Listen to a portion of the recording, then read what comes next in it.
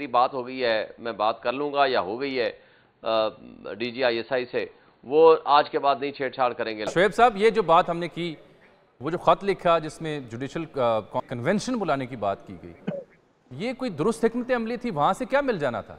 जामी साहब, पहली बात तो ये है कि देखें, आप मेरी बात आपको बात आ रही है आप? जी बिल्कुल सुन। देखें, पहली बात तो ये है कि 6 मुअज़्ज़ज़ जज साहिबान ने पहले सिर्फ ये नहीं है कि आज खत लिखा है, पिछले 1 साल से ये वाक़या चल रहा है। अच्छा, फिर ये शुरू कहाँ से होता है? इमरान खान के खिलाफ 2 जज साहिबान ने इमरान खान के हक में लिखा, एक ने खिलाफ लिख दिया, तो वो चीफ जस्टिस साहब इस्लामाबाद हाई कोर्ट के आमिर फारूक साहब ने वो जजमेंट रोक ली। वो हालांकि वेबसाइट पे आ गई, पब्लिश हो गई, ये 30/3 का फैसला है। उसके बाद 9/4 को ये फैसला सामने आ गया। अब सामने आने के बाद फिर उसको उस वेबसाइट से हटा लिया गया, और उसके बाद ये 2/5 को मिलते हैं जज साहिबान जाकर के चीफ जस्टिस ऑफ पाकिस्तान से, 3/5 को ये chief justice Islamabad high court से मिलते हैं। वो ये कहता है कि मेरी बात हो गई है, मैं बात कर लूँगा या हो गई है DGISI से, वो आज के बाद नहीं छेड़छाड़ करेंगे, लेकिन सारा सिलसिला जारी रहा। फिर उसके बाद वो अगवा होते हैं, उनका रिश्तेदार बरादर निस्बती, और वो उसको करंट लगते हैं, और उसके बाद कैमरे वाला मामला आता है, डिस्ट्रिक्ट जुडिशरी के घरों पे क्रैकर फेंके जाते हैं, उनको सिविल जजेस को ISI के दफातर में बुलाया जाता है, उनको इंस्ट्रक्शन दी जाती हैं कि जाओ ये जा करके तुम ये आर्डर लेकर आओ। ये अगर हमारे मुल्क का निज़ाम इंसाफ है, जो जजेस हाई कोर्ट के कॉन्स्टिट्यूशनल जजेस हैं, उनको प्रोटेक्शन है, उनको सिक्योरिटी ऑफ टेन्योर है, उनको इम्यूनिटी है, वो सुप्रीम कोर्ट और हाई कोर्ट की तकरीबन वो बराबर की उनकी पावर्स होती हैं, और वो कॉन्स्टिट्यूशनल। लेकिन जब आप इन वाकयात का इतनी तफसील से और तसलसल से जिक्र करेंगे, तो सर मैं ये चाहूंगा कि फिर आप शौकत अजीज सिद्दीकी साहब वाले मामले पर भी यूं खड़े हूं, मैं उसका भी एतराफ करें। उस पर भी आता हूं। मैं आपको एक बात बता दूं। अच्छा, मैं करता हूं। पहली बात तो आप ये देख लें कि वो फिर चीफ जस्टिस ऑफ पाकिस्तान को दोबारा मिलते हैं, फिर सीनियर प्यूनी जज जो उस वक्त थे काजी फाइसा साहब, आज मौजूदा चीफ जस्टिस है, फिर इसको मिलते हैं। इनको मिलने के बाद भी उनके दावा नहीं होता उनके मसाइल के हल का, लेकिन उससे पहले वो मुराताब बंदियार साहब से और एजाज उल हसन साहब से मिलते हैं। अच्छा जी, वो मैं वही कह रहा हूं ना, उन्होंने कुछ क्यों नहीं किया? एजाज उल हसन दोनों को मिलते हैं, उन्होंने कुछ नहीं किया। मौजूदा जो चीफ जस्टिस साहब हैं, ये भी सितंबर से चीफ जस्टिस बने हैं, ये तो कंटिन्यूएशन है ना आज तक। आज उनको भी 7-8 महीने इनको हो चुके हैं, इन्होंने भी कुछ नहीं किया। फिर ये खत लिखते हैं इस्लामाबाद हाई कोर्ट के चीफ जस्टिस को, ये 12 फरवरी को, कि जनाब आप फुल कोर्ट ही बुला लें, वो नहीं बुलाते। उसके बाद ये खत लिखते हैं। देखें, उन्होंने एक बहुत बड़ा जुर्रतमंदाना इक़दाम किया है, मैं समझता हूं कि हमें उसको अप्रिशिएट करना चाहिए। नंबर 2, ये कोई मामूली वाक़या नहीं है।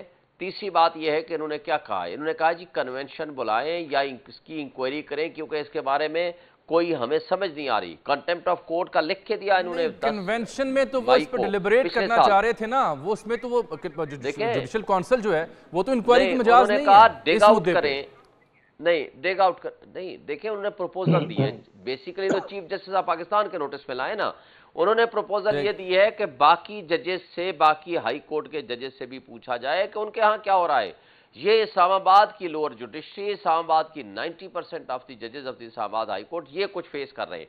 इसका मतलब है यही कुछ लाहौर हाई कोर्ट में, यही पेशावर में यही हो रहा होगा, सिंध हाई कोर्ट और बलूचिस्तान में। उन्होंने कहा है कि अब कयास मफरूज़ा है ना कि बाकी जगहों पे भी हो रहा होगा। रिपोर्ट तो 6 के सामने। जनाब भट्टी साहब, आप देखें ना, जो असल जामी साहब, सिर्फ एक बात, जो असल खराबी है कि अब इसमें फुल कोर्ट बिठाकर इन इश्यूज को सेटल डाउन करने की जब बात आई है, तो वो एक एग्जेक्टिव अथॉरिटी को, जो कि वो कठपुतली है और जो एस्टैब्लिशमेंट की आंख का तारा अपने आप को कहता है, उसने क्या इंसाफ देना है? वो यकरुकनी कमीशन के जरिए, जो कि आज हमीदुर रहमान कमीशन से लेकर आज तक कोई कमीशन ना फंक्शनिंग कर सका, ना ही उसकी रिकमेंडेशन। देखिए ना, इससे पहले आपको याद होगा ना, शोएब साहब कमीशन बना था ना मेमो के ऊपर भी, इकबाल हमीदुर रहमान से काजी फाइजा साहब थे और जस्टिस मुशीर आलम थे, वो हाई कोर्ट के सिटिंग जजेस का। वही कह रहा हूं ना, क्या देखें जामी साहब, मैं वही कह रहा हूं, वो कोर्ट ने बनाया था जुडिशल कमीशन। इसी तरह क्वेटा के ऊपर जुडिशल कमीशन बनाया था। क्वेटा इंसिडेंट जो हुआ था, हमारे कुछ 60-70 के करीब वकला शहीद हुए थे, वो दोनों के कमीशन के इंचार्ज जो थे वो काजी फाइसा साहब थे, वो कोर्ट ने बनाया था। इसी तरह अगर पिछले साल आप देखें ऑडियो लीक्स के ऊपर, हालांकि ऑडियो और वीडियो का कोई पता नहीं कि असली। चले मैं आता हूं जरा, मैं भट्टी साहब थोड़े बेताब हो रहे हैं, आपकी बात को सुन रहे हैं इस वक्त। जो रिटायर्ड कमीशन बनाना, ये वो इस आप केस उससे को एग्री नहीं हशप करने करते। के मुताबिक भट्टी साहब, वो किस मेरिट पे टिकट दी गई उन लोगों को जो बाहर बैठे हैं और जो जेलों में सड़े हैं? उनको एक मैंने मिसाल दी, उमर सरफराज देखें, चीमा की। या खुल के बात कीजिएगा, अब सियासी चीमा बयान ना साहब का जहां दीजिएगा। तक चीमा नहीं, जहां तक चीमा साहब का ताल्लुक है, उनका नाम सरफहरिस्त अंडर कंसिडरेशन था, लेकिन जो टेक्निकल रुकावट थी उनके लिए, वो ये सोचा गया कि बीइंग ए गवर्नर वो एक पोजीशन होल्ड कर रहे थे, तो उनके बाद उनको टिकट होल्डर होने के लिए 2 साल का वक्फा होना ज़रूरी था, जो कि उनका 2 साल पीरियड पूरा नहीं था। एक ये कंसिडरेशन थी जिसकी वजह से नहीं मिला। दूसरी बात इस वक्त जो सीटें 2 जीती हैं हमारे लोग, उसमें एक हामिद खान साहब थे और एक अल्लामा राजा नासिर अब्बास साहब थे। ये 2 सीटें हमने पंजाब से जीती हैं, इसलिए इसमें जुल्फी बुखारी साहब नहीं जीते। जुल्फी बुखारी साहब भी थे, मगर वो बैकअप पे थे आई थिंक। नहीं, तो टिकट आपने पहले दिया था, वो कोर्ट से इजाजत नहीं मिली। शहीद साहब, अदब एहतराम से आपने टिकट दिया था, वो बंदा लीडरशिप को और पार्टी को तनहा छोड़ के भाग गया। शोएब साहब, सवाल में वजन जो भी रीजन है, मगर हमारे पास सवाल इस वक्त जो इलेक्टेड लोग हैं इसमें 2 इसमें आए हैं इस वक्त, हामिद खान साहब और अल्लामा राजा नासिर अब्बास साहब। इसमें कोई शक नहीं। देखें, पार्टी के अंदर जब डिस्ट्रीब्यूशन ऑफ टिकट्स होती है, मेरिट फर्स्ट कंसिडरेशन होता है। लेकिन एक बात मैं कह सकता हूं, सबसे ज्यादा वर्कर्स के बारे में इमरान खान साहब ने पूछा भी है, जब भी बात हुई है, बशमूल मेरे, मैं सबसे ज्यादा मिलता रहा हूं, सबसे ज्यादा उन्होंने कंसंट्रेट किया है कि जो वर्कर्स हैं उनको टिकटें मिलनी चाहिए। और इस वक्त इलेक्शन में भी आप देख लें, जितने ज्यादा नए चेहरे हमारे आए हैं, जितने वर्कर्स आए हैं और अल्हम्दुलिल्लाह जीते हैं। ये अलग बात है, हमें फॉर्म 47 में हरा दिया गया। मैं इस्लामाबाद से बैठा हूँ, ये सबसे पॉश एरिया मेरा ये इमरान खान साहब के घर का हल्का था, देहात भी है, इसमें शहर भी है।